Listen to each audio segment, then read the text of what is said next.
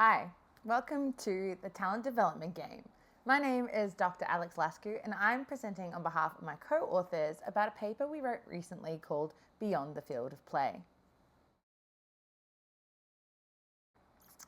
So the topic of today's conversation is talent development, but it is worth remembering that this is part of a wider system. When we refer to TIDS, we say talent identification and development system. So I've tried to signpost throughout the presentation when we're talking about talent ID or talent development. Let's start with talent identification, which is, in essence, prediction and time. We're seeing, measuring, evaluating something in the here and now and making a prediction about what it means for success in the future. Here we present two different ways to look at talent identification in terms of determinism and probabilism. Now, I've tried not to shy away from any of the words that we use in these particular papers because I think it's really important to explore them openly together. So I promise you will know what determinism and probabilism means by the end of today's presentation. Let's start with determinism. So determinism talks about an athlete's future level of ability can be predicted by observing an athlete's early ability. It means that we want to increase the amount of predictability that somebody has and decrease the amount of uncertainty we have about that particular player. So if we write it out, it kind of fits into this nice little formula, right? High early performances and a lot of practice hours and experience equals a future positive career. But it doesn't quite work like that. So in Australia, you have a 1 in 12,000 chance of being struck by lightning. You also have a 1 in 70,500 chance of playing in the NBA. I don't quite like those odds. So if we look at it from an alternative perspective, a probabilistic approach to talent development is a process. It carries on. It's dialogical, so it's not in isolation, and it's open-ended, so there's no fixed destination. In other words, we're not trying to predict what's going to happen, we're actually moving along with it. Let's start with talent development as a process. The tricky thing here is that time is no longer linear. So we can look at talent in two different ways. We can have talent or be talent. To have talent means that there's a property, an inequality, an ability for particular performance, and you perform better than your peers. It also means that past and present are considered. So our training hours and our current performances are, but there is no future, even though that's exactly what we're trying to predict. In testing procedures, we evaluate that which exists in actuality, not in possibility. Alternatively, to be talent is a relationship between the present and the future. You're not yet reached potential. You're in becoming. So being a talent is about developing to become who you can be and who you are not yet, an elite athlete. The trick here is that it's a higher level of uncertainty. So our current performance values need to be considered only as tendencies, which describe a condition of having talent that may or may not eventually correlate with future performance.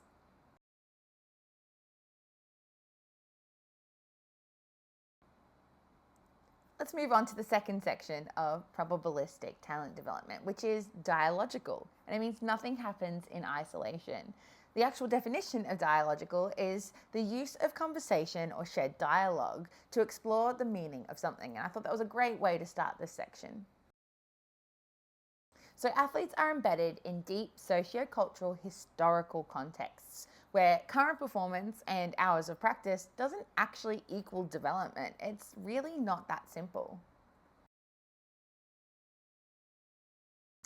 Perturbations from the social environment can actually precede changes in athletes' behaviours. Now, not shying away from words. So perturbation means a small change in the regular movement of an object, or in this case, the development of a person.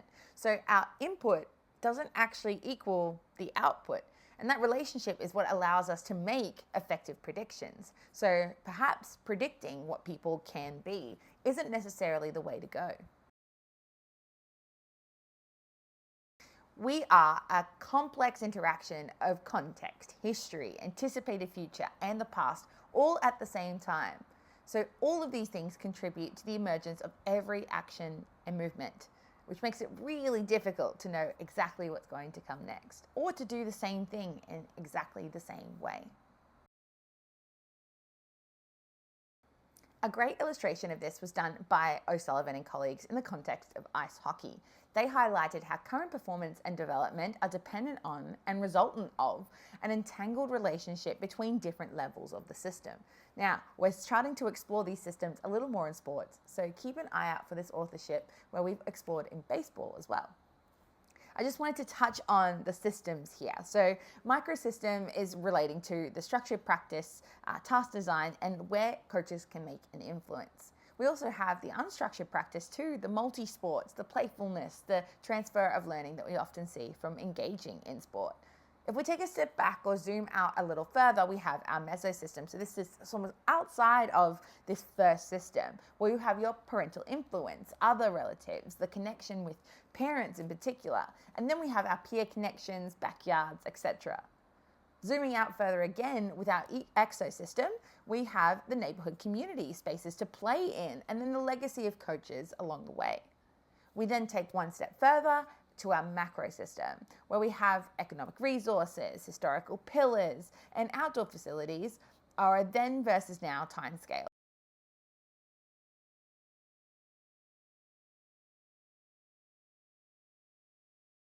Finally, we have talent development as something that is open-ended with no fixed destination. We presented these concepts in order because it's really important to see how they fit together to view life as an active, ongoing process. So we do have the fact that talent development is a process here and that it's dialogical. And then finally, we have the fact that it is open-ended. And while we present them linearly, they definitely do not exist in that kind of linear space. In particular, athletes cannot be captured in snapshots. So when something is open-ended, it means that there is always something else going on. When we take a snapshot of what a person is capable of, we actually take a static moment of an entire course or process of becoming. So it doesn't really reflect what that person is capable of. And secondly, we are governed by the interdeterminacy. So the tendency for system outcomes to be difficult to predict from current system states. In other words, what is happening right now can actually tell us very little about what is about to happen next. So ultimately, the only developable certainty is actually uncertainty, and it should be our goal to embrace it instead of shy away from it. The world creeps up on us behind our back and then freezes the instant we turn around to take a look. This is what it's like to try and create a snapshot of an athlete when they are in becoming. And so in doing so, we actually take away a lot of the complexity that will make them eventually the elite athlete that we're looking for.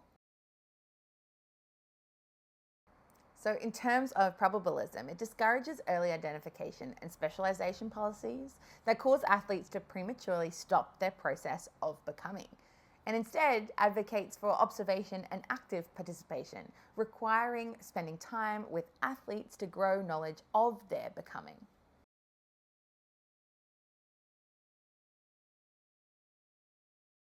So, the quintessential question: why should you care? Well, the way that we design our systems can have a profound impact on the young people they are designed for, not necessarily designed with. There are 4 guiding principles for probabilistic talent development systems that I'll now present: giving sport back to the kids, an ethos of amateurism, delaying selection processes, and early diversification. Giving sport back to the kids means removing the endless quest for youth high performance, the seasonal, long-run team successes, and the professionalization of resources and expectations, and instead going back to centered developmental needs of the learners themselves. Adapt elements of backyard games to bring autonomy, problem solving, agency, and enjoyment.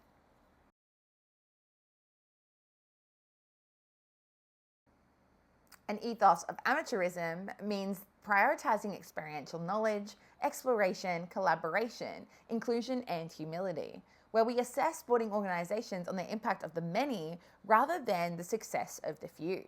Now, this moves away from imposed behaviors, patterns of play, predetermined outcomes that may lead to dropout. And this is the current system that we're using at the moment, and it doesn't necessarily seem to be working. So, this is the perfect time to search for an alternative. In terms of delaying the selection processes, rather than identifying functional players based on early ability and performances, which are very difficult to predict and don't really tell us much, we want to give all youth access to optimal learning environments, promote well-being and participation, and promote long-term performance and personal development at the same time.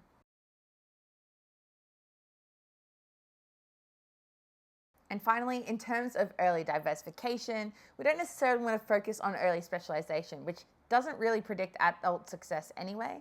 And exclusion, marginalization, and dropout are rampant in the existing system. So, what if we focused on diverse participation in sports, which can have a positive impact on motor skill and long term development? This encourages continuous engagement in sport. Now, it's worth noting here that early diversification also shouldn't be forced, just as specialization often is. But the way that we exist in sport at the moment, with preseason starting earlier, making it really difficult to engage with other sporting endeavors, it's really hard to diversify, even if you want to, in the existing system. So encouraging people to actually engage with diverse sporting participation is a really important thing if they feel called to do so. Thank you for playing the talent development game. You may have noticed that your odds are probably a little worse than you thought they were, but the idea of this presentation is to give us hope that we could take an alternative approach to talent development. Now, this was based largely on a paper that I wrote with Morganti and colleagues recently. If you'd love a copy or just to get in touch, please scan the QR code and I'd love to hear what you think.